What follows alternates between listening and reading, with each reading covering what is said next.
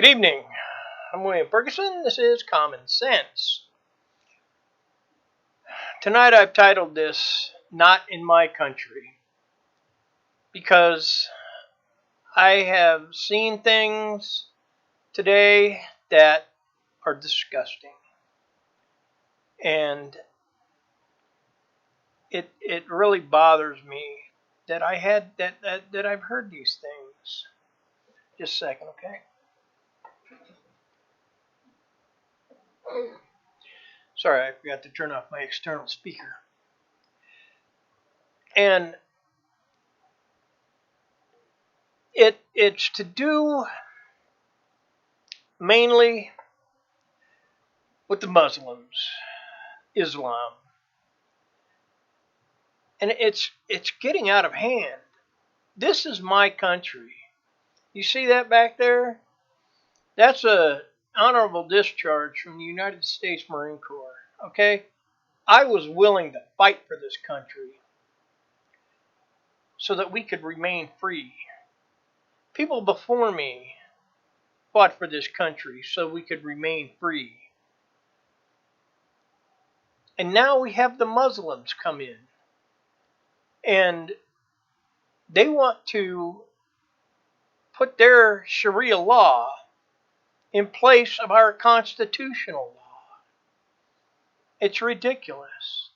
I want you to listen to something. This is from a guy that I listen to on a consistent basis because he is ex-military, ex-police, and he knows and he speaks truth to what he knows. And so when I was listening to this today, it just made me sick. Take a listen. In the video translated by the Institute, kids can be heard singing, "The land of the Prophet Muhammad's night journey is calling us. Our Palestine must return to us." One girl talks about being a martyr, sacrificing their lives without hesitation to conquer Jerusalem.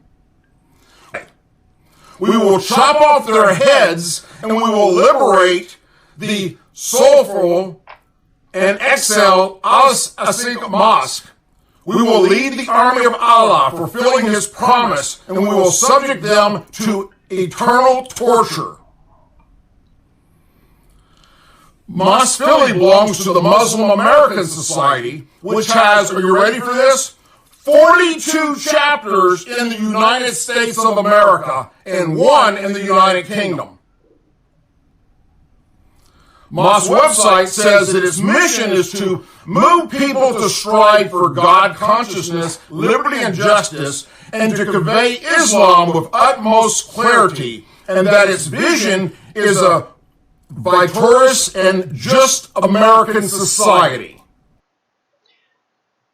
Does that make sense? Teaching children to kill? Really? In my country? I don't think so. I really don't. When I was growing up, we were taught respect for life, respect for authority.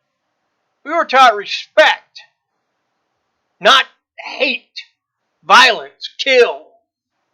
In fact, I learned today that the Quran actually teaches Muslims to hate anybody that isn't them.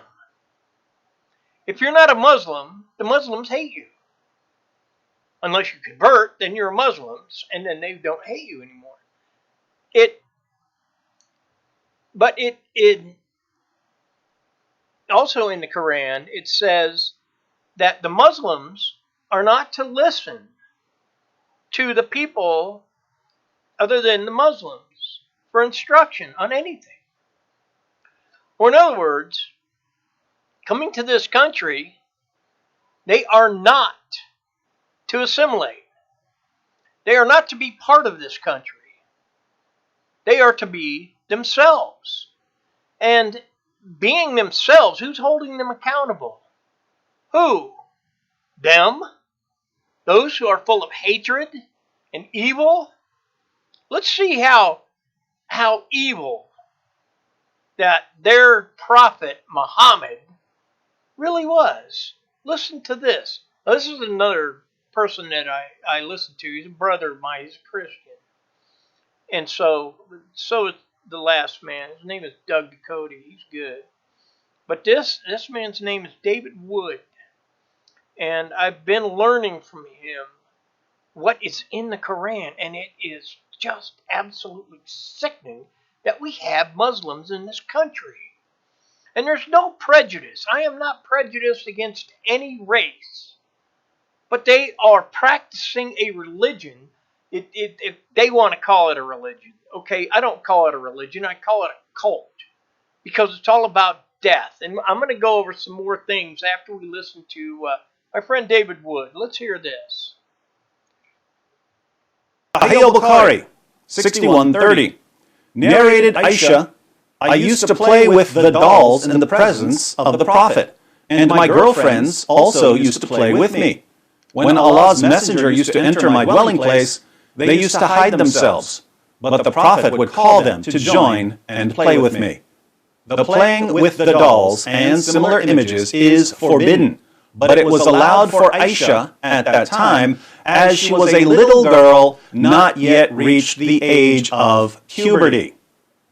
For more on Aisha being prepubescent, let's look at how one of these hadiths actually appears in the Muslim sources. Sahih al-Bukhari, 5133.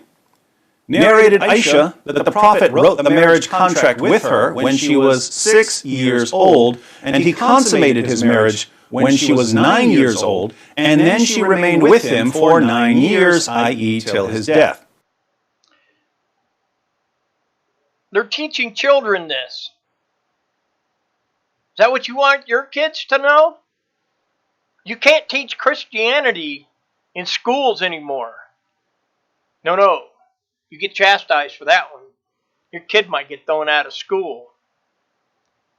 Like the little girl that wanted to write an essay about her hero, President Donald Trump. The teacher wouldn't allow it. That's where this country's going. But that's not where this country should be going. Because this country is not run by the government. The government does not run the people. The people run the government. And if you don't know that, go somewhere else. And if you're a Muslim, either you stop practicing Islam or go somewhere else. Go back to where you came from, where you belong. You don't belong here. We don't want hatred and evil and violence and all the rest of that in my country or in our country. In fact, the Europeans are throwing you people out. They don't want you. Nobody wants you. And it's not because of you, a race. It's because of you. Your views on life is hatred and evil.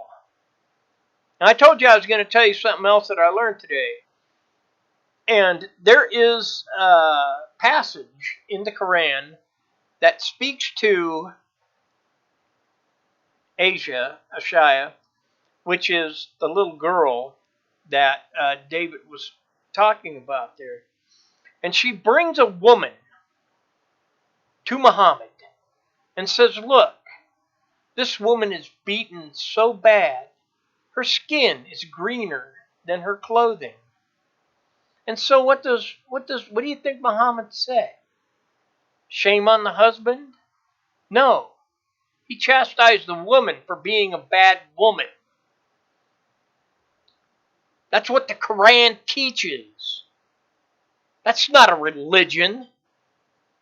Religion, the God is of love, is of unity. Buddhists, they're not violent and evil and hateful. They're praying to the wrong thing. They're believing the wrong things as far as Messiah and God goes. But they're not evil and violent like the Muslims. And if they want to say, oh, well, we're peaceful people. Well, yes. My person I listened to, David, he said, well, there's a nurse that takes care of my kids, and she's a Muslim. But then there's people that run airplanes into the Twin Towers. What's the difference?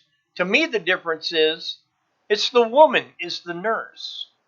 And it was men that ran that plane into the Twin Towers. What does that tell you? It tells me that the woman is scared to death of being beaten by anybody, Muslim or not. She's been trained to be afraid of men. That if you don't do it right, the man's going to beat you to a pulp. It says in the Quran, if your woman does not do what you want to do, scourge her, whip her, beat her, force her into submission. And if she doesn't submit, well, you know the end of that one. And the people of this country, especially the young people, they're not listening to anything but themselves and their peers. And they don't even know half these people that are on their electronics devices. It's just words coming across the screen. Oh, look. He just went to the bathroom in a state park. Wow. And she's out walking her dog. His cat got out and he can't find it. Wow. And that's where they get their news from. Oh, who are you going to vote for this year? I don't know. Whoever's going to give us free stuff. Don't work. Does not work. Look at Venezuela right now. That's another thing. You want to look like Venezuela? The president's thinking seriously about sending some troops down there. Because Bolton came back and he's, no, it's bad down there. It's so bad down there, they need all the help they can get. The dictator, Maduro, he's starving those people to death. To death. Is that what you want here? If you go for socialism up here, here's what you get. The government takes all your money and then says you can have some if they feel like giving you some. If they don't, they keep it all. No, just keep it all.